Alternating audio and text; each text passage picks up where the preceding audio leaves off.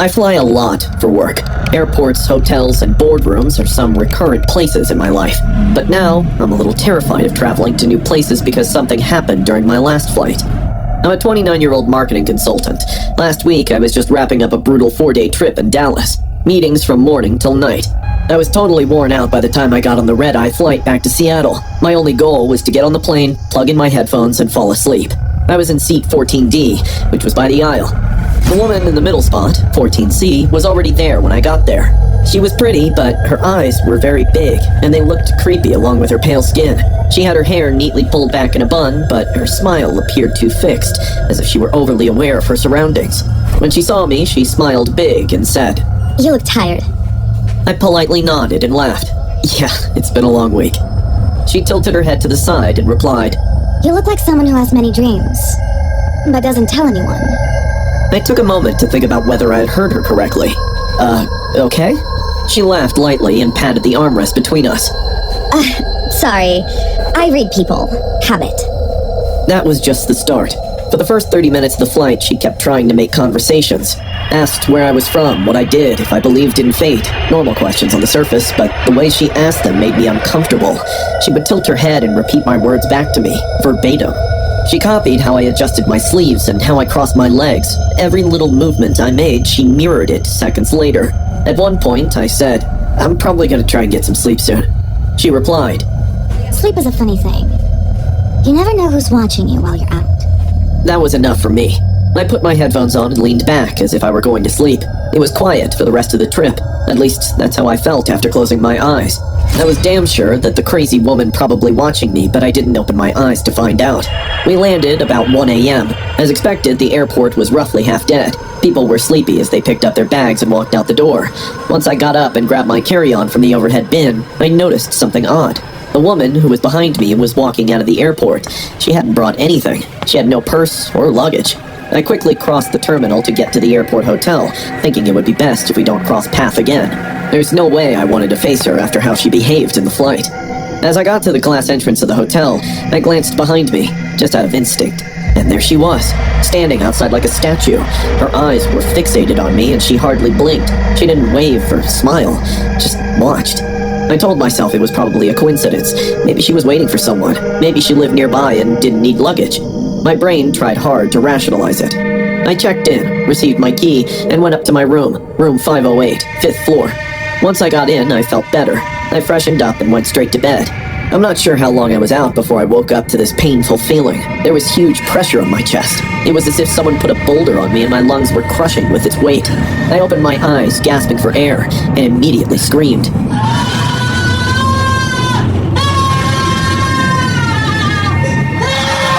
The psycho woman from the flight was sitting on my chest, her knees pressed into my sides, straddling my ribs. Her face was inches from mine. Her wide eyes looked even wider in the dark, and her smile, God, her smile, it was stretched so far it didn't look human. "You weren't supposed to ignore me," she whispered. I couldn't move. I couldn't breathe. She reached into her pocket and held out a metal hair clip that was bent at the tip. "I used this to open your door." She giggled. I tried to scream. She pressed a finger to my lips. "Don't spoil this beautiful moment of ours." I exploded. I pushed her really hard. She tripped and fell to the floor, yelling in pain. I quickly grasped my phone and dialed the front desk. "Hello? Someone had broken into my room." As I talked, she got up and ran away before I could grab her. Security arrived within minutes. I showed them the bent hair clip she dropped and the security latch on my door with signs of tampering. The security checked the entire lobby and hotel exit, but she was gone. Only evidence were the CCTV footages showing her entering the hotel, then running out from the back door. It was as if she knew the building too well. When the cops arrived, I gave them her seat number and flight info. TSA pulled the boarding records, but it was discovered later that she used fake ID, even a fake passport. They never found her. The officers told me I was lucky, that she could have had a knife, that she could have done worse. But here's the thing, she did do worse. Not physically, but I haven't slept a full night since. I checked the locks 4 times before bed. When I go on trips, I put a chair under the door handle. I see that smile every time I close my eyes. I can hear her say, "You are supposed to pay attention to me." I wish I hadn't boarded that plane, or at least gotten a different seat so I never met her. I'm not the type to post stories on the internet. Working, grocery shopping, and my 2-year-old daughter, Vicky, take up the majority of my life as a 35-year-old single mother.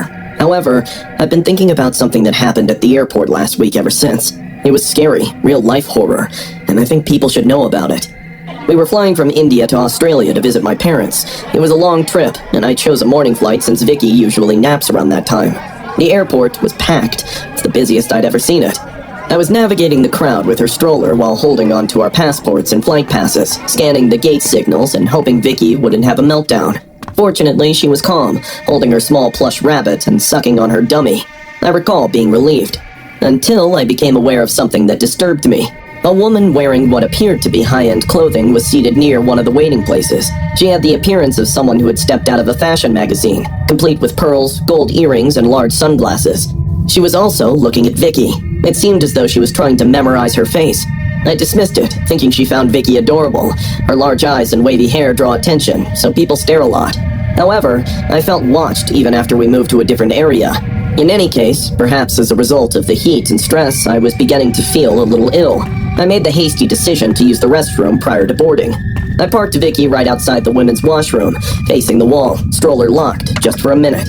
I told her, Mama will be back in a second. She nodded, like always. The line inside was short. I was gone for approximately 90 seconds, but when I stepped out, the stroller was gone.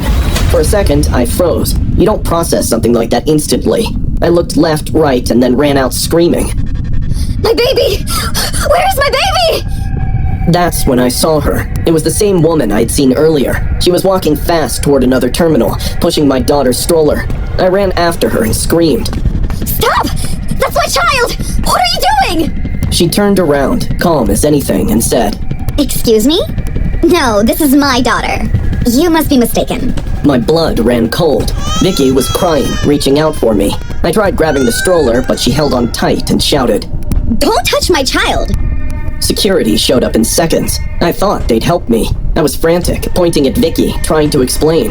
That's my daughter! She tried to steal her! But instead of grabbing her or checking IDs, they hesitated. One of the guards looked me up and down. I was wearing a loose t-shirt, joggers, and no makeup, sweaty from running around. The woman looked rich, clean, polished, and calm. She calmly said, This woman is unstable. She came running up to me, screaming, trying to take my daughter. And just like that, the security guard started questioning me, asked me if I had any proof the child was mine. I pulled out my passport and Vicky's travel documents, but the guy was barely looking at them. The woman crossed her arms and said, Anyone could have faked that. The crowd around us wasn't helping. I heard someone mutter, Uh-oh, looks like a custody battle. And another say, The rich woman wouldn't lie. Look how calm she is. I couldn't believe it. It felt like some twisted nightmare. My daughter was crying for me, and yet I was the one being doubted. That's when I snapped. I shouted, She's not taking my baby! Call the police right now! Do a DNA test! Whatever you want! But call them now! The word police changed everything. The woman's expression shifted for a second, a flicker of panic. Then suddenly, without warning, she shoved the stroller hard toward me. It smashed into my foot. I screamed as I felt my toenail split, blood soaking through my sandal.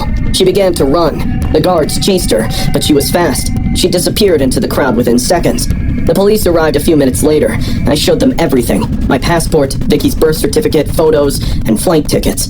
They believed me immediately. One of the officers took me to sit down while the other pulled up CCTV footage. They saw everything. The footage showed everything from the woman lurking near the restroom to her grabbing the stroller and walking away as if she owned it. Turns out she'd done this before. She had a record. She had been suspected of abducting children at least twice in the past, in different cities, but had successfully escaped both times. She knew how to blend in, how to act calm, and how to manipulate people's perceptions. She knew how to use class and appearance as weapons. The worst part? The cops scolded the security guard, who had doubted me and delayed action due to my appearance. Later, I heard he was fired. Apparently, this wasn't the first time he'd made assumptions based on someone's clothes or skin tone. We eventually boarded our flight. I held Vicky tight the whole way, whispering to her that everything was okay now. But the truth is, it almost wasn't. I keep thinking, what if I hadn't come out of the restroom in time? What if she'd walked fast enough to exit the terminal before anyone noticed? What if the crowd had sided with her completely and restrained me?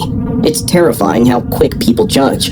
All it took was a fancy outfit and fake calmness for a stranger to nearly steal my daughter, and for others to let it happen. I'm sharing this because I want everyone to know kidnappers don't always look scary. They don't wear masks or carry weapons. Sometimes they wear perfume and pearls, and sometimes society helps them just because they look the part. They say be careful at night on lonely, deserted highways, but in reality, danger doesn't always lurk in shady places. Sometimes it takes place in areas where one feels safest. The incident that I'm going to share happened at an airport. It was early in the morning, after a red-eye flight got delayed. I had a long stop in the middle of it. It was very quiet in the airport. There were many people sleeping across rows of chairs or looking through their phones in silence with their headphones on. I chose to clean up in one of the bathrooms for women at the terminal's far end. The bathroom had several stalls for one person and was tucked between two closed gift shops. Only those in dire need or seeking solitude would choose this type of restroom. I sat in the second back stall and looked through my phone for a while, just trying to stay awake. I didn't hear anyone come in. There was no sound of the door opening. I heard not a single footstep. Nothing. However, as soon as I flushed and opened the stall door, I heard someone whisper my name. "Hi, Claire." I froze. I knew that voice.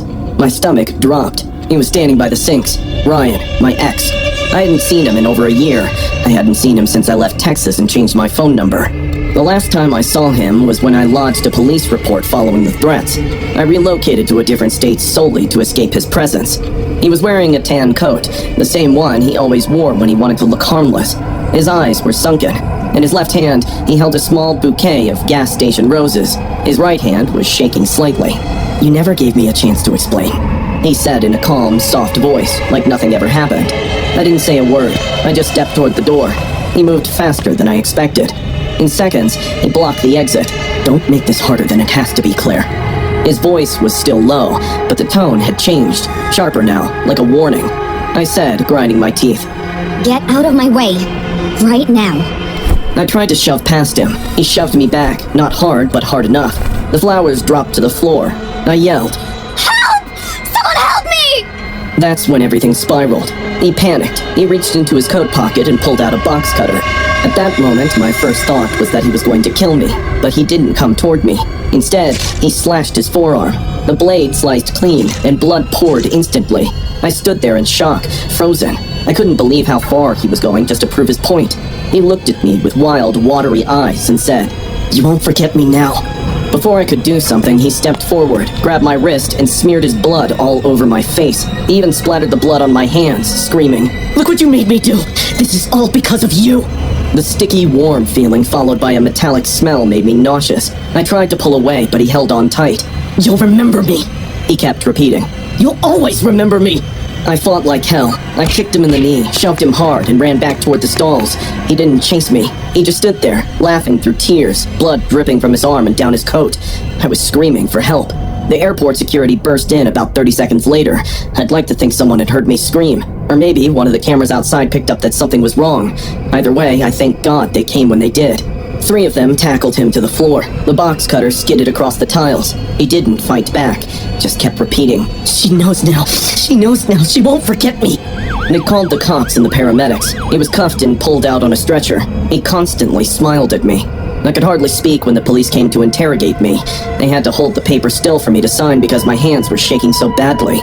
I waited in the restroom for another hour, reluctant to leave until my next flight. They offered to move me to a safer spot, but I wasn't able to make sense of what they said.